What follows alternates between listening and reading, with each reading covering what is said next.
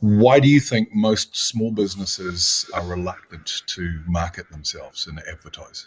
Big reason for that is they look at the cost and think to themselves, that's a lot of money. But what they often don't consider is the potential earnings that they can gain from investing that money smartly and being able to turn $200, for example, into $2,000. So it's the initial perception of the upfront cost, which often scares a lot of people because they think to themselves, I can use that money in other ways and buy some more stock and inventory, Yeah. or hire someone part-time to do some of the jobs that I don't want to do, rather than looking at it at an opportunity of, I can use this money to grow my business, earn more, and then from there, I can use that extra money I've earned from spending on advertising to get other people in and buy more stock and inventory that I have available to myself now, which wasn't quite available before because I wasn't earning as much. So is it undervaluing marketing, or is it just looking at marketing and saying, I don't need to? Yes, well, particularly like in a small town. I mean, we're here in Katikati right now. Previously, you could get by with word of mouth and referral because Katikati was quite a small town. It was rural and agricultural, and now it's a bit of a bedroom community for places like Tauranga and surrounding areas where people go to work during the week and then they come here on the weekend. So I think people need to be a lot more, I guess, conscious of how they are associating themselves Yep. with the term marketing, because there is a requirement to be online these days because that's what your user behavior is. And if you don't make those shifts and adjustments with the current times, then you are going to fall further and further behind.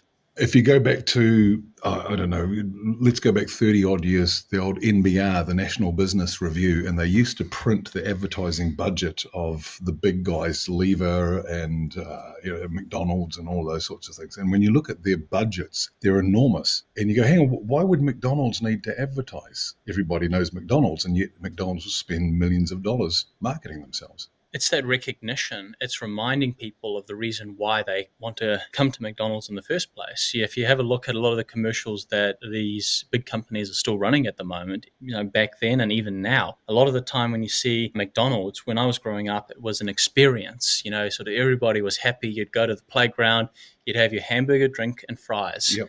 And that was like the common thing that would really just stick in your mind. If you wanted a great family experience, you'd go to the McDonald's. And with Coca-Cola and a lot of these other big brands, it's, done with a certain perception. You have a Coke when you sort of want to have fun, be around friends, and that's part of the experience, is having a Coke by your side so you can enjoy those sweet moments in life. It's reminding everybody Yes. of what we're here for. Exactly. Technically, yeah. Exactly. Yeah. And so they always have the need to advertise. It's the salami slicing effect of sort of going into obscurity. If you look at Kodak, for example, Kodak, Yeah. exactly. Yeah. Who are they now? Yeah. Back in the day, they were the behemoths. Yeah, and of who the were those photography guys that used industry. to do the flip-top phones? Like before Samsung did it. Exactly. Katikati, you're in the same situation as a lot of our small towns in the Hauraki and Coromandel area. In that the NZME-owned newspapers are closing down. Now, we've got a bit of an advantage because we've got CFM, we've got the Valley Profile, we've got the Informer, so we've got totally local media. But just for those that are in business that were maybe advertising in these other ones, what would you say to them? You need to be online. You need to start having an action plan for if the worst happens. Now, the Katikati Advertiser is still going now and it is still in operation, but we don't know how long that is going to stay around for. Yep. For all we know, it could come to a couple of months' time and it closes down its operations completely.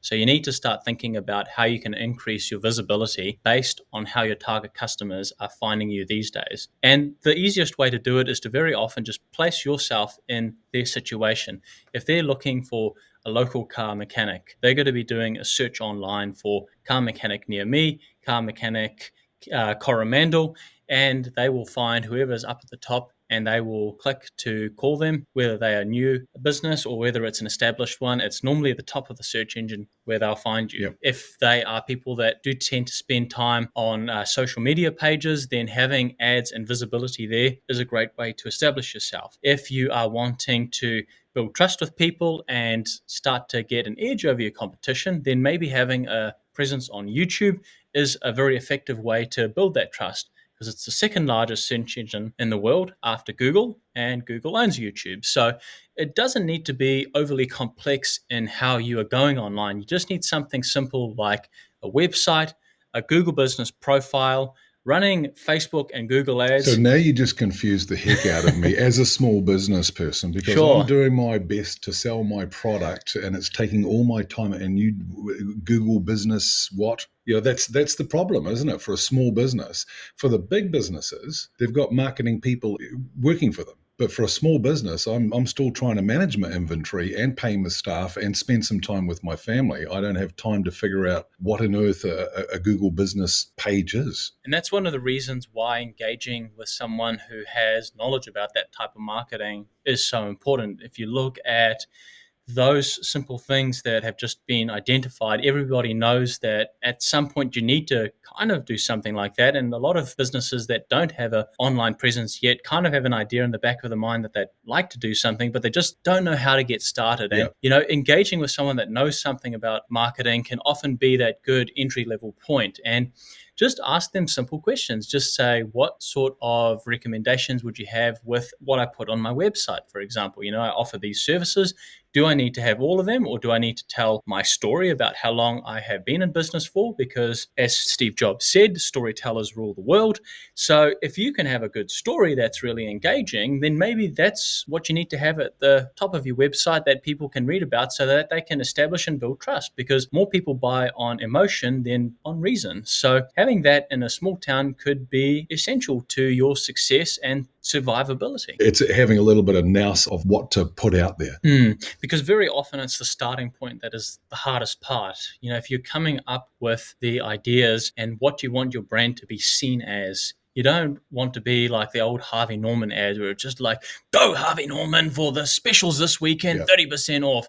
And then you got the lady saying, go Harvey Norman, Although that's go. still working. Works well for them. But if your business is one where you are like the local health shop here in Katikati, Health by Nature, that's not going to work with you. You're going to want to create an environment in which people can know that you are going to best help them to live a healthy life, or giving the gift of health, I guess, is a way you could wrap it up into a sentence. Or if you're looking at Dreamer's Beauty Studio, you want to have sort of like calm, relaxing, warm, welcoming great environment. Name right from the start. Exactly. I think one of the biggest problems is, how do people perceive you as a business, and what is my product? If you're a $2 shop, that's simple. But if you're an artsy craft shop, that's a little bit different. And how you reach people. One of the things that Katikati has really struggled with as a whole is the Western Bay of Plenty District Council, in years gone by, has totally and utterly failed with their marketing department to effectively communicate what makes Katikati unique and special. You haven't seen any videos that have really pushed the fact that it's the mural town, that it's got some great walkways, it's got a nice golf course. The people are really friendly for the most part. It's got the haiku walkway. None of that has been communicated properly. And that's something that really just requires a proper voice and someone that can actually just step in and take that and just say, this is what makes us so unique and special. Just a word to a small business owner who's listening at the moment, no matter where they are, about why should they engage someone to help them with their marketing? The biggest reason is, number one, it can fast track their ability to effectively market online. It takes out a lot of the guesswork, which often goes into the initial steps of getting you online. People that have worked in marketing for many years and have a good track record can tell you what makes your brand unique by asking you a couple of questions.